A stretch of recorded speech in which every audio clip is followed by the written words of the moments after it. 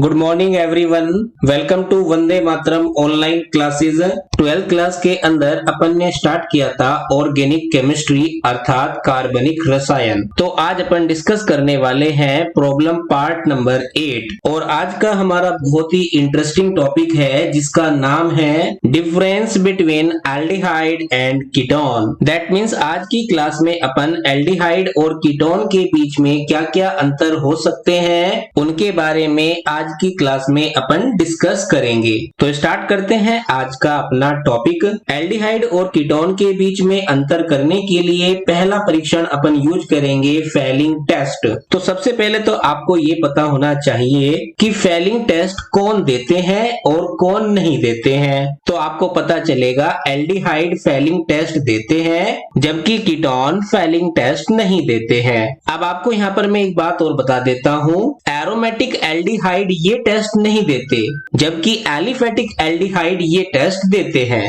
तो अपनी नॉलेज के लिए ये बात भी आप याद रखेंगे। अब यदि हमें फेलिंग टेस्ट कराना है तो उसके लिए हमें तैयार करना पड़ेगा फेलिंग विलयन। तो फेलिंग विलयन किस प्रकार से तैयार किया जाता है उसके बारे में आप ध्यान से समझेंगे। जब हम फेलिंग विलयन ए को फेलिंग विलयन बी के साथ समान मात्रा में मिक्स कर देते हैं तब हमें फेलिंग विलयन प्राप्त होता है। अब आगे आपको ये पता होना चाहिए कि फेलिंग विलयन ए और फेलिंग विलयन बी हम किस प्रकार से तैयार करेंगे। फेलिंग विलयन ए बनाने के लिए हम क्या करते हैं, कॉपर सल्फेट का जलीय विलयन तैयार कर लेते हैं, या हम कह सकते हैं कॉपर सल्फेट के जलीय विलयन को फेलिंग विलयन ए कहा जाता है। और यदि हम बात करें फेलिंग विलयन बी की तो ये होता है रोसेल लवण जिसका रासायनिक नाम होता है सोडियम पोटेशियम टाट्रेट के साथ सोडियम हाइड्रोक्साइड का जल में बना रंगहीन विलयन।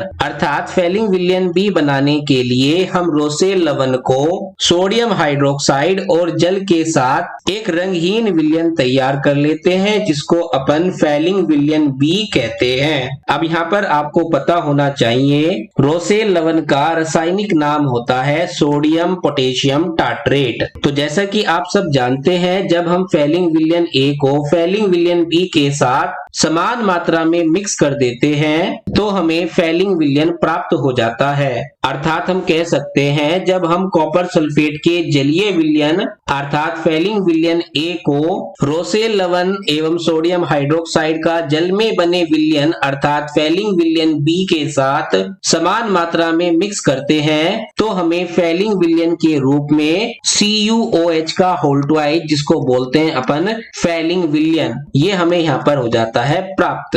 अब ये फेलिंग विलयन एल्डिहाइड के साथ तो क्रिया कर सकता है जबकि कीटोन के साथ यह क्रिया नहीं करता। तो आगे हम इसकी रिएक्शन एल्डिहाइड के साथ ही कराएंगे, कीटोन के साथ इसकी रिएक्शन अपन नहीं कराएंगे। तो आप देखिए हमने यहाँ पर एल्डिहाइड का सामान्य सूत्र RCHO लिया हुआ है, इसकी रिएक्शन करा रहे हैं अपन फेलिंग सॉल्यूशन जिसको शॉर्ट में अपन ने लिखा FS जिसका रासायनिक सूत्र है CuOH का होल ट्वाइस। अब यहाँ पर आपको एक बात ध्यान रखनी है सिंपल सी, फेलिंग सॉल्यूशन जो होता है ये है एल्डिहाइड का ऑक्सीडेशन करता है अर्थात ऑक्सीकरण कर देता है और एल्डिहाइड के ऑक्सीकरण से हमें प्राप्त होता है कार्बोक्सिलिक अम्ल जिसका रासायनिक सूत्र होता है RCOOH, ये हमें यहाँ पर प्राप्त हो जाता है। तो यहाँ पर आप देख सकते हैं ये एल्डिहाइड यहाँ पर हो गया कार्बोक्सिलिक अम्ल में ऑक्सीकृत और साथ में हमें यहाँ पर प्राप्त होता है Cu2O का अवक्षेप। यह अवक्षेप अपन को लाल भूरे रंग का प्राप्त होता है जिसको हमने यहाँ पर डाउनवर्ड एरो के द्वारा शो किया हुआ है। और साथ में जब रिएक्शन को बैलेंस करेंगे तो हमें यहाँ से मिल जाएंगे 2 मोल वाटर के। अर्थात अपन इस अभिक्रिया को देखकर कह सकते हैं कि यहाँ पर फेलिंग विलयन ने एल्डिहाइड का कर दिया है ऑक्सीकरण जिसके कारण वह अपने आप हो जाती है यहाँ पर अपचयित। इस रिएक्शन को देखकर अपन कह सकते हैं कि फेलिंग विलयन यहाँ पर एल्डिहाइड का कर देता है ऑक्सीकरण अर्थात एल्डिहाइड के ऑक्सीकरण के लिए अपन इस रिएक्शन का यूज कर सकते हैं। तो यहाँ पर ये हो जाता है डिफरेंस के अंदर पहला पॉइंट। अब आगे हम बात करते हैं एल्डिहाइड और कीटोन में अंतर करने के लिए दूसरा टेस्ट अपन यूज करते हैं टोलन टेस्ट, जिसका दूसरा नाम होता है सिल्वर मिरर टेस्ट। सबसे पहले तो आपको यही पता होना चाहिए कि टोलन टेस्ट बेसिकली एल्डिहाइड तो देते हैं परंतु कीटोन इस टेस्ट को नहीं देते। और यहाँ पर आपको ये बात ध्यान रखनी है कि एरोमेटिक के साथ साथ एलिफेटिक एल्डिहाइड भी इस टेस्ट को देते हैं। अब आगे हम बात करते हैं कि टोलन टेस्ट कराने के लिए हमें टोलन अभिकर्मक को किस प्रकार से बनाना पड़ता है। तो आप एक नंबर में इसकी डेफिनेशन आपसे पूछी जा सकती है, इसलिए आप इसे याद रखेंगे। अमोनिया में सिल्वर नाइट्रेट के विलयन को अपन कहते हैं टोलन अभिकर्मक। बहुत आसान सी डेफिनेशन है। अमोनिया में सिल्वर नाइट्रेट का जो विलयन होता है इसको अपन कहते हैं टोलन रिजेंट। अब यहाँ पर आगे ये क्वेश्चन उठता है कि आप टोलन अभिकर्मक को किस प्रकार से बनाएंगे। तो आगे मैंने इसको एक्सप्लेन भी किया हुआ है। अभिकर्मक बनाने के लिए कौन से अभिकर्मक की बात हुई है यहाँ पर? टोलन अभिकर्मक की। सिल्वर नाइट्रेट जिसका रासायनिक सूत्र होता है AgNO3, इसमें हम क्या कर देंगे NaOH को मिला देंगे अर्थात सोडियम हाइड्रोक्साइड को मिला देते हैं। किसमें मिलाया है? सिल्वर नाइट्रेट में, जिससे हमें प्राप्त होगा Ag2O का अवक्षेप जिसको इंग्लिश में कहते हैं PPT। तो कितना आसान है टोलन अभिकर्मक बनाना। हमने क्या किया? सिल्वर नाइट्रेट जिसका रासायनिक सूत्र है AgNO3, इसमें हमने मिला दिया सोडियम हाइड्रोक्साइड जिससे हमें Ag2O का अवक्षेप प्राप्त हो जाता है और यह अवक्षेप ही यहाँ पर कार्य करता है टोलन अभिकर्मक के रूप में। जैसा कि मैंने आपको ऊपर बताया है टोलन टेस्ट एल्डिहाइड देते हैं, इसलिए हमने यहाँ पर लिया एल्डिहाइड RCHO। इसकी अभिक्रिया करा रहे हैं अपन टोलन अभिकर्मक के साथ जिसका सूत्र अपन ने लिया है Ag2O। तो यहाँ भी आपको यही बात ध्यान रखनी है, जो ये टोलन अभिकर्मक है ये एल्डिहाइड का कर देगा ऑक्सीकरण और जब एल्डिहाइड का होगा ऑक्सीकरण तो हमें यहाँ से प्राप्त हो जाएगा कार्बोक्सिलिक अम्ल जिसका रासायनिक सूत्र होता है RCOOH और साथ में हमें यहाँ से प्राप्त हो जाएगा अवक्षेप के रूप में 2Ag अर्थात सिल्वर। यह सिल्वर आपको परख नली की दीवारों पर लगा हुआ मिलेगा।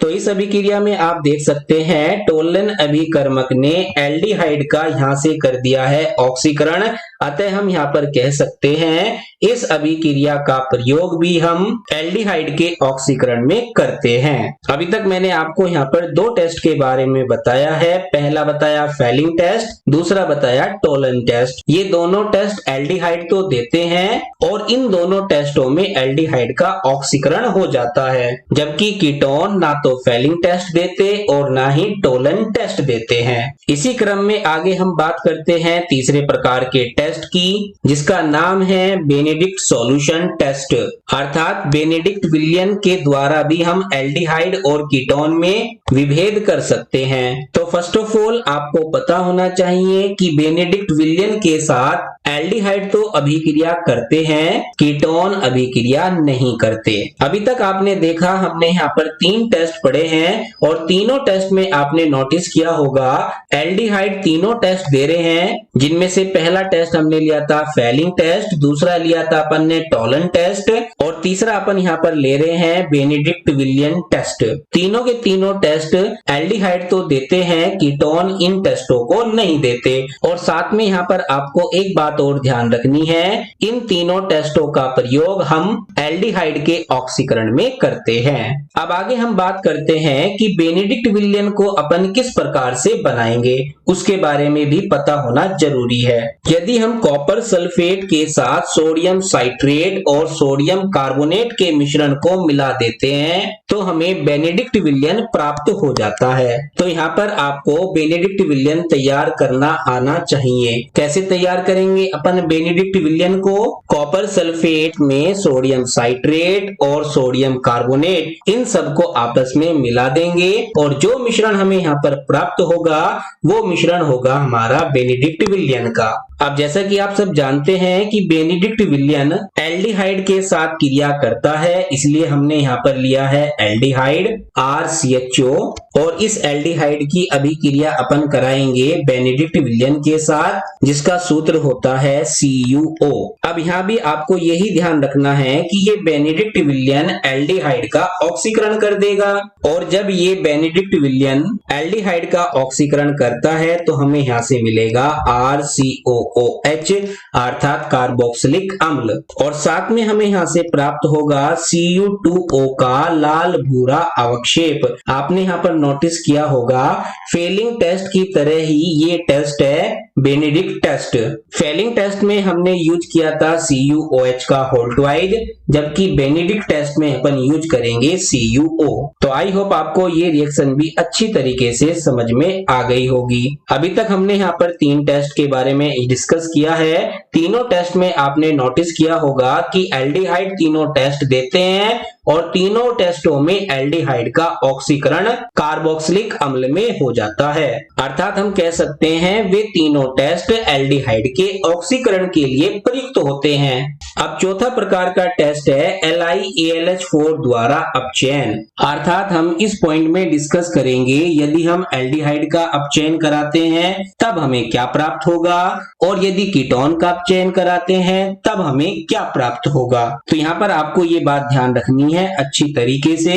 जब हम एल्डिहाइड का रिडक्शन अर्थात अपचयन कराते हैं तो हमें प्राप्त होगा प्राइमरी अल्कोहल उत्पाद के रूप में, जबकि इसके विपरीत यदि हम कीटोन का रिडक्शन कराते हैं तब हमें प्राप्त होगा सेकेंडरी अल्कोहल, और इन अभिक्रियाओं का प्रयोग भी हम एल्डिहाइड और कीटोन में विभेद करने के लिए करते हैं। अब यहाँ पर आपको एक बात ध्यान रखनी है, जो हमने यहाँ पर लिखा है अपचयन, और इस अपचयन के लिए अभिकर्मक सिलेक्ट किया है LiAlH4। जरूरी नहीं आप इसी अभिकर्मक को सिलेक्ट करें, इसके स्थान पर आप प्लेडियम को भी ले सकते हैं, प्लेटिनम को भी ले सकते हैं, आप निकल को भी ले सकते हैं, और आप NaBH4 को भी ले सकते हैं। तो मैंने यहाँ पर 4 अतिरिक्त अभिकर्मक और लिए हैं, आप ध्यान से देख सकते हैं। प्लेडियम भी ले सकते हैं, प्लेटिनम भी ले सकते हैं, निकल भी ले सकते हैं, NaBH4 भी ले सकते हैं और LiAlH4 भी ले सकते हैं। इन अभिकर्मकों में से किसी भी एक अभिकर्मक की उपस्थिति एल्डिहाइड और कीटोन का अपचयन कर देती है। तो सबसे पहले हम अपचयन कराने वाले हैं एल्डिहाइड का, और एल्डिहाइड का सामान्य सूत्र या संरचना सूत्र होता है RCHO, जिसको हमने यहाँ पर लिखा हुआ है इक्वेशन नंबर 1 में। अब आपको पता होगा अपचयन का अर्थ होता है हाइड्रोजन का जुड़ना, यहाँ पर हमने हाइड्रोजन जोड़ दी। अभिकर्मक अपन ने यहाँ पर लिया है LiAlH4। अब आपको कुछ नहीं करना होता, जो ये आपको यहाँ पर असंतृप्त बॉन्ड दिख रहा है कार्बन और ऑक्सीजन के बीच में, इनमें से एक हाइड्रोजन हम जोड़ देंगे इस ऑक्सीजन एटम के साथ, जबकि दूसरी हाइड्रोजन हम जोड़ देंगे इस कार्बन एटम के साथ, और ये असंतृप्त बॉन्ड संतृप्त बॉन्ड में कन्वर्ट हो जाएगा, अर्थात सिंगल बॉन्ड यहाँ से हमें मिल जाएगा। तो हमें यहाँ से मिलता है R सिंगल बॉन्ड के साथ CH पहले से जुड़ा हुआ था, एक H यहाँ पर आकर और जुड़ जाएगा, और ये कार्बन ऑक्सीजन के साथ अब बन जाएगा सिंगल बॉन्ड, और इस ऑक्सीजन से जुड़ जाएगा ये हाइड्रोजन एटम। अगर हम इसको व्यवस्थित तरीके से लिखते हैं तो हमें यहाँ से प्राप्त होगा RCH2OH, जिसको हमने यहाँ पर लिख दिया, और आपको पता होना चाहिए इसको अपन बोलते हैं प्राइमरी अल्कोहल। तो आई होप आपको एल्डिहाइड का रिडक्शन आसानी से समझ में आ गया होगा। अब आगे हम बात करते हैं, यदि हम इसी रिएक्शन में एल्किल ग्रुप के स्थान पर ले लेते हैं मैथिल ग्रुप, तब यहाँ पर सूत्र बनता है CH3CHO, जिसका रासायनिक नाम होता है एसिटल्डिहाइड और IUPAC नाम होता है एथेनल। अब हम इस एल्डिहाइड का अपचयन कराएंगे, अर्थात हमने यहाँ पर हाइड्रोजन को ऐड कर दिया, अभिकर्मक अब भी हमने LiAlH4 का प्रयोग किया है। तो हमें यहाँ से प्राप्त होगा CH3, साथ में मिलेगा CH2, ऑक्सीजन के साथ जुड़ जाएगा OH। इस बार मैंने डायरेक्ट यहाँ पर ये रिएक्शन कंप्लीट कर दी, क्योंकि मैंने ऊपर आपको बताया था एक हाइड्रोजन एटम हम जोड़ देंगे इस ऑक्सीजन के साथ, और एक हाइड्रोजन एटम हम जोड़ देंगे इस कार्बन के साथ, जिसके कारण हमें यहाँ से प्राप्त होगा CH3CH2OH, जिसका नाम होता है एथेनॉल या एथिल अल्कोहल। तो यहाँ से एक नंबर का जो क्वेश्चन बोर्ड एग्जाम में आता है वो यही पूछा जाएगा, एसिटल्डिहाइड से आप एथिल अल्कोहल किस प्रकार से बनाएंगे। तो आप इस रिएक्शन को वहां पर लिख के आ सकते हैं। तो आई होप आपको पहली रिएक्शन एल्डिहाइड के अपचयन की समझ में आ गई होगी। अब आगे हम बात करते हैं कीटोन, जिसका संरचना सूत्र हमने यहाँ पर लिखा हुआ है, जिसको मैं यहाँ पर हाईलाइट कर रहा हूँ। ये संरचना सूत्र है कीटोन का। इसका हमें यहाँ पर कराना है रिडक्शन, अर्थात हमने यहाँ पर हाइड्रोजन को ऐड कर दी और अभिकर्मक हमने यहाँ पर लिया है LiAlH4। कीटोन का रिडक्शन कराने का तरीका भी ऊपर वाला ही होगा, एज इट इज होगा।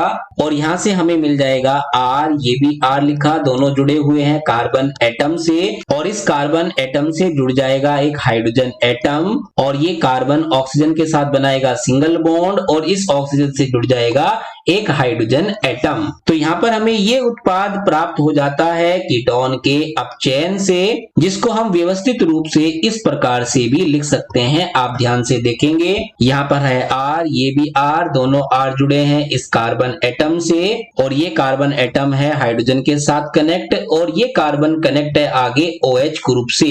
अगर आप ध्यान से देखोगे तो ये अल्कोहल हमें यहाँ से प्राप्त होता है, सेकेंडरी अल्कोहल, जिसको हमने यहाँ पर लिख भी दिया है। तो ऊपर मैंने आपको यही बात बताई थी, जब हम कीटोन का अपचयन कराते हैं तो हमें प्राप्त होता है सेकेंडरी अल्कोहल। अब इसी रिएक्शन को और अच्छी तरीके से समझने के लिए इस बार हमने एल्किल के स्थान पर यूज किया है मैथिल ग्रुप।